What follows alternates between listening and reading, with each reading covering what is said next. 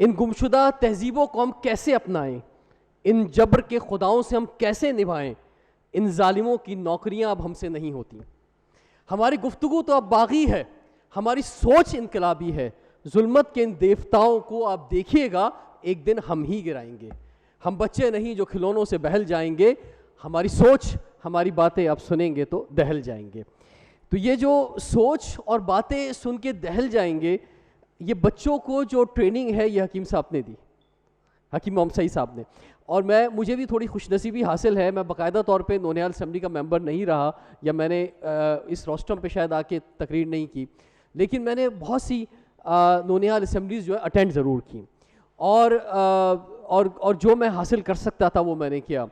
مجھے یاد ہے, ایئر تو مجھے اب یاد نہیں, کہ خاص طور پہ اواری ہوٹل میں جب یہ اسمبلیز ہوتی تھیں تو اس موقع پر حکیم سعید صاحب سے مجھے ملنے کا موقع بھی ملا, اور بحیثیت جب وہ گورنر تھے تو اس دور میں بھی گورنر ہاؤس میں ان سے ملاقات کا موقع ملا, اور کم وقت کے اندر جو میں سیکھ سکتا تھا وہ میں نے سیکھا. دیکھیں جتنے بھی لوگ یہاں پہ موجود ہیں, ہم سب نے چلا جانا ہے, ٹھیک ہے, کوئی بھی ایسا نہیں ہے جو زندگی بھر یہاں پہ رہے گا. لیکن رہتا کیا ہے کسی بھی شخص کے جانے کے بعد, وہ اس کا کام رہتا ہے, جو وہ نشان زمین پہ چھوڑ جاتا ہے اپنے سجدے کا, وہ بقول اقبال کے وہ جو ہے وہ رہتا ہے. اور حکیم صاحب بھی یہ کام کر گئے کہ وہ ایک ایسا نشان چھوڑ گئے کہ جس پر آپ اور ہم سب جو ہے چل رہے ہیں. اور اس پر جو ہے وہ میں حکیم صاحب جو ہیں ان کو یہ جیسے کہتے ہیں نا کہ صدقہ جاریہ والا کام, یعنی یہ زندگی بھر جو ہے یہ بچے جو ہے آتے رہیں گے, اور ان پہ جو ہے آپ جیسے لوگ جو ہیں, غازی صاحب یہاں بیٹھے ہوئے ہیں, اور آپ جیسے لوگ جو ہیں وہ پانی ڈالتے رہیں گے سر, آپ ان کو سکھاتے رہیں گے, یہ بچے آگے پھلتے پھولتے رہیں گے, تو انہوں نے پاکستان سنبھالنا ہے. تو یہ اسی طرح سے پاکستان آگے بڑھے گا. بہت مایوسی ہے, مجھے اندازہ ہے بہت سارے محاذوں کے اوپر, ہماری بیڈ گورننس کے اوپر, ہماری سیاسی جو ہم معاملات دیکھتے ہیں اس حوالے سے, ابھی جو تباہ کاریاں آپ نے دیکھی ہیں سیلاب کے اندر اس حوالے سے, تو اس میں کیا ہو, اس میں روشنی کہاں سے ملے گی, امید کہاں سے ملے گی.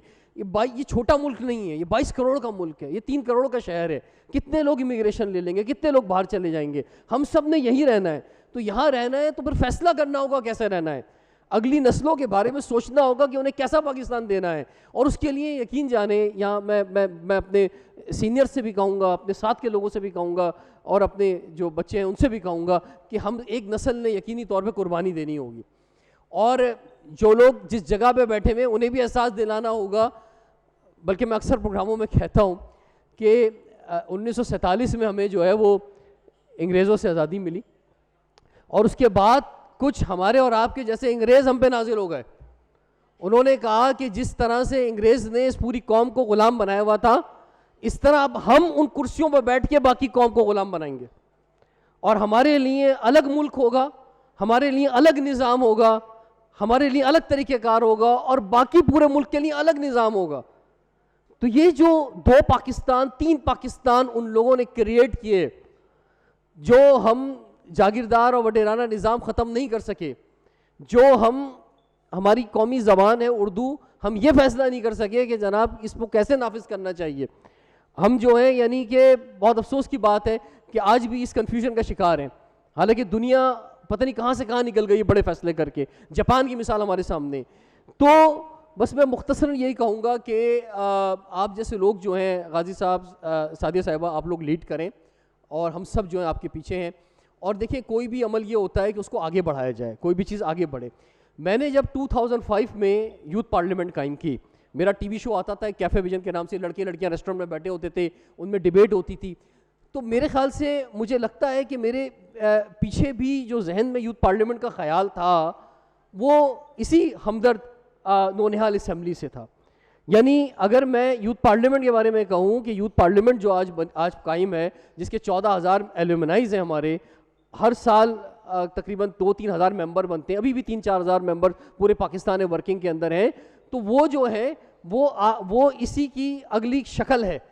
اور میں نے جو ہے میں اس کا تمام تر کریڈٹ جو ہے آج کی جو یوتھ پارلیمنٹ ہے وہ میں نونیہال اسمبلی کو دیتا ہوں, کہ اگر میں نہیں آیا ہوتا نونیہال اسمبلی کے اندر, یا میں نے نہیں دیکھی ہوتی, تو شاید میں یوتھ پارلیمنٹ نہ بناتا.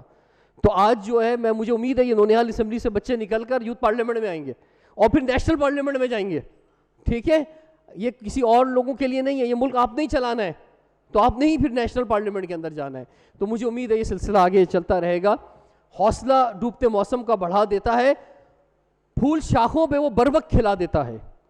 ایک منزل ہے کہ سورج سے بھی کھو جاتی ہے, ایک رستہ ہے کہ جگنو بھی دکھا دیتا ہے, اور جس کو طوفان سے الجھنے کی وہ عادت محسن, ایسی کشتی کو سمندر بھی دعا دیتا ہے. بہت شکریہ. ایسی کشتی کو سمندر بھی دعا دیتا ہے.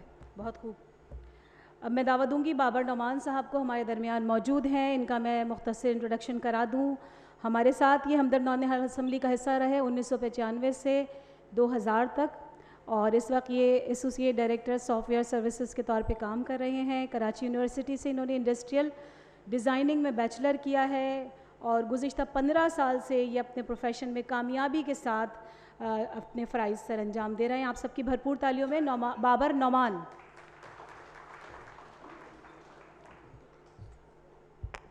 السلام علیکم. آج 25 سال بعد میں اس اسمبلی سے خطاب کر رہا ہوں, اور اب مجھے یہ دیکھنا ہے کہ کیا میری آواز لڑکھڑائے گی یا نہیں. اور بہت شکر گزار ہوں ہمدرد فاؤنڈیشن کا کہ جنہوں نے ہزاروں لوگ گزرے ہوں گے اس کے باوجود مجھے یاد رکھا, بلایا اور موقع دیا. تو بہت شکریہ تمام حاضرین کا, ہمدرد فاؤنڈیشن کا اور سب کا. ہم لوگ بات کر رہے ہیں کہ یہ دیس ہمارا ہے, کیا اسے ہم نے سنوارا ہے.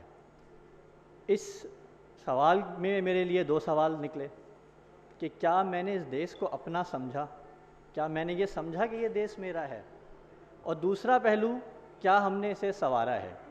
اور میرا خیال سے جس طرح ہم نے اس کے لیے کام کیا, جیسے سنوارا, اس سے ہمیں پہلے پہلو کا بھی جواب مل جائے گا. اور جب ہم اس پہ بات کرتے ہیں کہ کیا ہم نے اسے سنوارا ہے, اس کے لیے بھی میں 2 باتیں دیکھتا ہوں. ایک انفرادی حیثیت ہے اور ایک اجتماعی حیثیت ہے. اگر انفرادی حیثیت میں دیکھیں تو آپ کو کچھ نام ضرور ملیں گے. حکیم شہید, ہمارے حکیم محمد سعید صاحب وہ ہیں, ایدی صاحب ہیں. اس وقت اگر آپ موجودہ لوگوں میں دیکھیں تو انڈس ہسپتال کے ڈاکٹر باری ہیں, SIUT کے ڈاکٹر ادیب رضوی ہیں. یہ وہ لوگ ہیں جو کھڑے ہو کے کہہ سکتے ہیں کہ ہاں ہم نے اس ملک کو سنوارا ہے.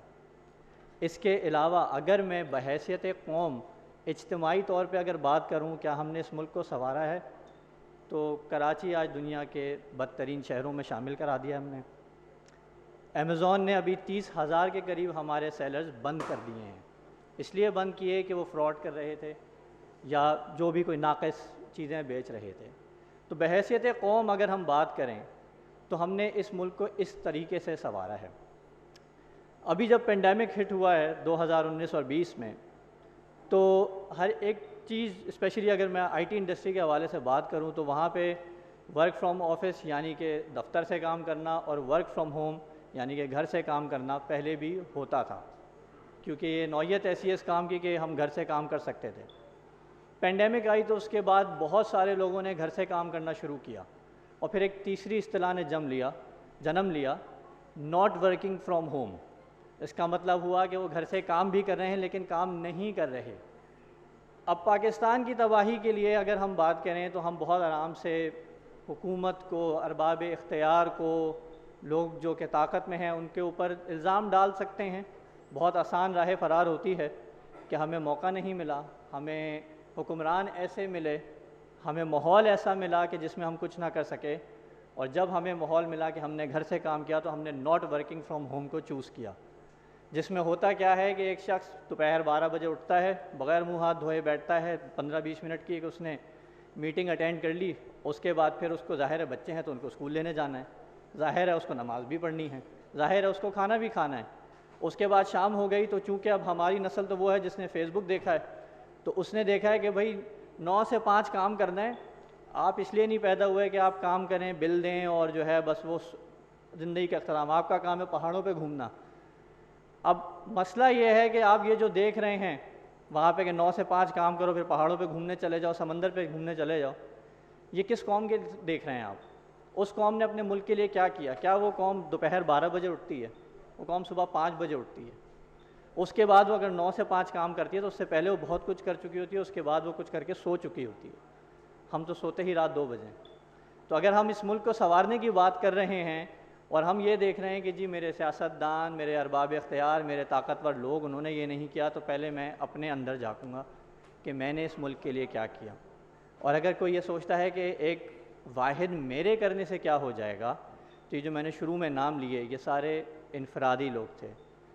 ہماری تاریخ، اگر ہم اپنی مذہبی تاریخ دیکھیں اور اپنی قومی تاریخ دیکھیں، دونوں تاریخوں میں ہمارے پاس ایک لائحہ عمل موجود ہے کہ اگر آپ ایک ایسے زمانے میں پیدا ہوں جہاں پہ ظلم ہو، انصاف نہ ہو، وہاں پہ کیا کرنا ہوتا ہے. سب سے پہلے انسان کو اپنے آپ کو بدلنا ہوتا ہے، پھر اپنے ہم خیال ڈھونڈنے ہوتے ہیں، اپنے کردار سے ان کو مائل کرنا ہوتا ہے، پھر ایک جماعت بنانی ہوتی ہے، وہ جماعت مل کے جد و جہد کرتی ہے اور وہ پھر جد و جہد کامیاب ہوتی ہے اور اس کے بعد آپ اپنے مقصد میں کامیاب ہوتے ہیں. اور وہ اختتام نہیں ہوتا، وہ پہلا اس کا حصہ مکمل ہوتا ہے، پھر اس کو آگے لے کے چلنا ہوتا ہے. تو بحیثیت قوم، بحیثیت ایون مسلمان اگر ہم بات کریں تو ہم لوگ یہ بہت بات کرتے ہیں کہ موجودہ سائنس کی بنیاد مسلمانوں نے رکھی. میں نے کیا کیا؟ کیا میں نے کچھ کیا کہ موجودہ سائنس میں میں بھی کچھ کر سکوں؟ کچھ بھی نہیں. ہم لوگ اپنی تاریخ میں جو ہمیں کامیابی ہوئی، ہم اس کے اوپر سوچتے ہیں، اسی کے اوپر بات کرتے ہیں، اس پہ فخر محسوس کرتے ہیں. تو کسی کی کامیابی کو، جب پاکستان کی ٹیم جیتی ہے، کل میچ ہے، دیکھیں کیا ہوتا ہے، تو جب جیتتے ہیں تو ہم جیتتے ہیں، اور جب ہم ہارتے ہیں تو پاکستانی کرکٹ ٹیم ہارتی ہے. تو ہم دوسروں کی سکسیس لے لیتے ہیں لیکن ہار میں ان کے ساتھ شامل نہیں ہوتے. اسی لیے ہم نے مسلمان سائنسدانوں کا یہ یاد رکھا ہے کہ مسلمانوں نے سائنس کی بنیاد رکھی، ہمارے آباء و اجداد نے قربانی دے کے پاکستان بنایا اور اس حال میں وہ پاکستان آئے. میں نے کیا کیا؟ میں ناٹ ورکنگ فرام ہوم میں چلا گیا. یہ بہت چھوٹی سی مثال ہے کہ آپ کو بہت بڑے بڑے کام نہیں کرنے پاکستان کو سنوارنے کے لیے. میری اپنی استطاعت میں جو موجود ہے مجھے وہ کرنا ہے. کیا میں وہ کر پا رہا ہوں؟ سگنل جب بند ہوتا ہے تو کیا میں جلدی نکلنے کے لیے اپوزٹ سائڈ پہ آ کے کھڑا ہوتا ہوں؟ اگر میں کھڑا ہو رہا ہوں تو میں اس ملک کو نہیں سنوار رہا. میں جو ٹیکس دینا ہے مجھے، کیا میں دے رہا ہوں، یا میں نے چور رستے ڈھونڈے میں جس سے نہ مجھے FBR پکڑ سکتا ہے نہ پولیس پکڑ سکتی ہے اور میں ٹیکس بھی بچا لیتا ہوں. تو یہ بہت آسان ہے کہ ہم کہہ دیں کہ جی ہمارا نظام، معاشرتی نظام، سیاستدان، فوج، اس کے اوپر الزام دے دینا، اس کو راہ فرار اختیار کر لینا ان کو اوپر ڈال کے، اور اپنا محاسبہ نہ کرنا. میرے اس بات کرنے کا مقصد یہاں اس لیے بھی ہے کہ ہماری نونہال اسمبلی میں حکیم صاحب نے ہمیشہ یہ کوشش کی کہ وہ لوگ جو آنے والے ہیں ان کی ذہن سازی کی جائے کہ وہ جب کسی مقام پر پہنچیں یا وہ جب اپنی زندگی میں آگے بڑھیں تو وہ ان مسودہ حیات کو لے کے آگے چلیں. اور اسی مقصد سے میں نے یہ بات آج یہاں کی ہے کہ بجائے اس کے کہ ہم ادھر ادھر دیکھیں، کسی پہ الزام ڈالیں، کسی کو ہم مورد الزام ٹھہرائیں اور راہ فرار اختیار کریں کہ اس وجہ سے ہم نے اس ملک کو نہیں سنوارا، تو میرا خیال ہے کہ میں نے خود اپنی ذات کے لحاظ سے ملک کو نہیں سنوارا اور اس کے بعد میں نے کسی پہ الزام ڈال کے امیگریشن کے لیے اپلائی کر دیا. بہت شکریہ.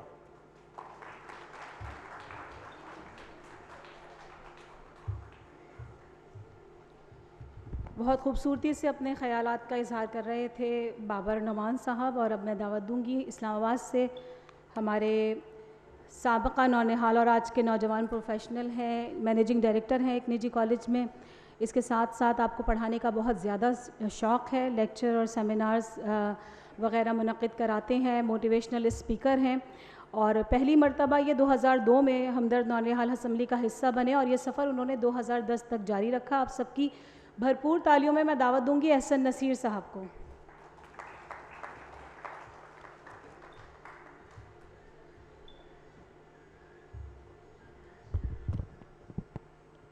بسم اللہ الرحمن الرحیم. السلام علیکم ورحمۃ اللہ وبرکاتہ. جیسے انہوں نے بتایا کہ 2010 تک میں ایسوسیٹڈ رہا ہمدرد کے ساتھ، تو آج تقریباً 12 سال بعد جب میں دوبارہ یہاں پہ آیا ہوں تو مجھے ایسے لگا جیسے مجھے میری ایک زندگی کا حصہ جو میں گزار چکا تھا مجھے وہ دوبارہ آج ملا ہے. تو میں اس پہ اللہ تعالیٰ کا بے حد شکر گزار ہوں اور ہمدرد کا بھی شکر گزار ہوں. اور اس وقت کافی ساری یادیں، فلیش بیکس، جب میں اسٹیج پہ چڑھ کے آیا ہوں، یہ اسٹیج ہلکا نہیں ہے، اس اسٹیج نے بہت کچھ دیا ہے مجھے. تو ابھی جب میں اسٹیج پہ آ رہا تھا تو سب کچھ ہی بلینک ہو گیا مجھے، بلکہ ابھی جان صاحب کا ایک شعر یاد آ گیا کہ یہ بھی ممکن ہے میاں آنکھ بھگونے لگ جاؤں, وہ پوچھے کیسے ہو تم اور میں رونے لگ جاؤں.